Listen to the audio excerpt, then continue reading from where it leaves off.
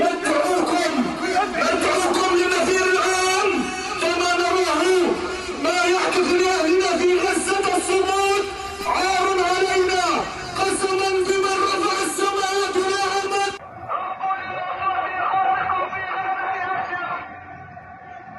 देखिए, ये यरूशलेम के मस्जिदों की तरफ से ऐलान किया गया है और कहा गया कि अगर अभी भी हम चुप बैठे तो हमारे लिए शर्म की बात होगी। मुस्लिम देशों को, मुस्लिम समुदाय को एकजुट करने की ये अपील की गई है। एक बड़ी खबर आ रही है, गाजा पर हमले के बाद यरूशलेम में गोलीबारी हुई है। अबू दिश शहर में एक शिविर पर फायरिंग हुई है। अस्पताल पर हमले के बाद ये गोलीबारी हुई है।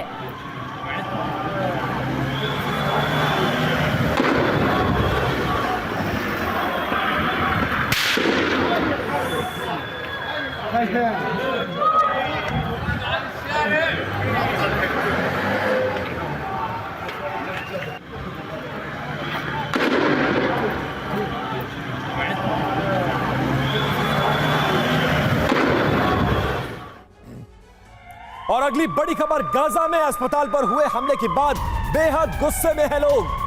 इजरायली फोर्स और फिलिस्तीनियों में आर पार की जंग होने के आसार अब तेज हो गए हैं। फिलिस्तीनियों ने इजरायली फोर्स पर पत्थरबाजी की है। तस्वीरें आपके सामने, ये वेस्ट बैंक की तस्वीरें हैं। वेस्ट बैंक अभी तक पूरा शांत था, लेकिन जो फिलिस्तीनी लोग वहां पर हैं वो अब इजरायली फोर्स के खिलाफ खुलकर आ गए हैं। सड़कों पर उनका तांडव देखने को मिल रहा है।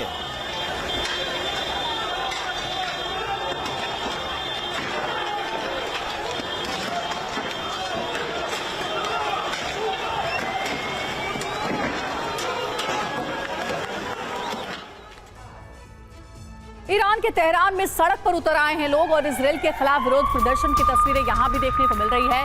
गाजा अस्पताल पर हमले को लेकर के यहां भी विरोध हो रहा है।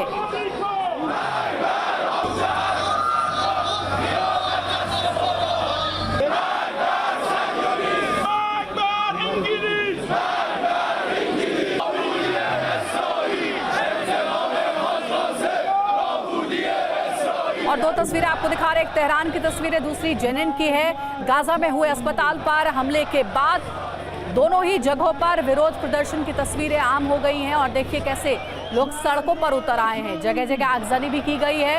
इजराइल के खिलाफ लोगों का गुस्सा फूट पड़ा है।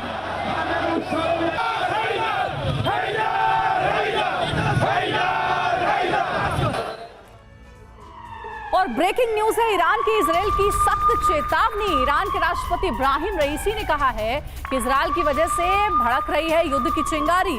युद्ध अपराध और मानवता के खिलाफ है। इजराइल से निपटने के लिए सभी को साथ आना होगा।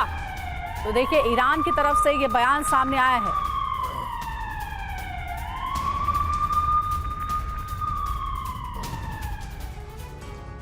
और देखिए, ईरान का वार युद्ध के लिए इजराइल जिम्मेदार ये कहा जा रहा है।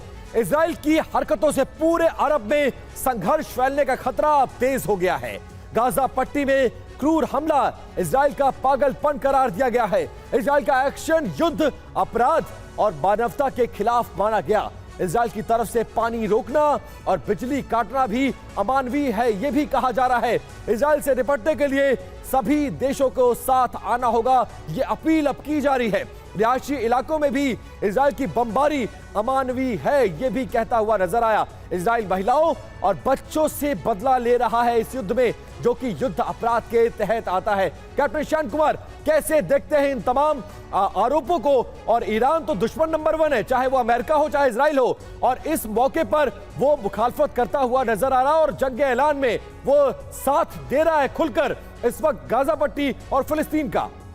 विपिन, ईरान की स्टेटमेंट पार्शियल, ये एक तरह से कहें कि एक तरफा भाषण दे रहा है वो।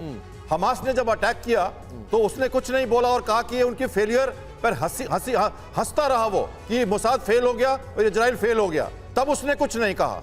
और क्या गारंटी है कि आज अगर युद्ध सीज फायर हो जाए तो हमास दोबारा ये हरकत नहीं करेगा? 17 साल में तो करता रहा और 70 साल 75 साल में कोई रेजिस्टेंस नहीं हो पाई, तो क्या ये दोबारा हो पाएगा? मैं आपको एक बात कहना चाहता हूं, वेस्टर्न कंट्रीज और अमेरिका के लिए एक फुटफॉल है मिडिल ईस्ट में पैलेस्टाइन, ये जो इजराइल है।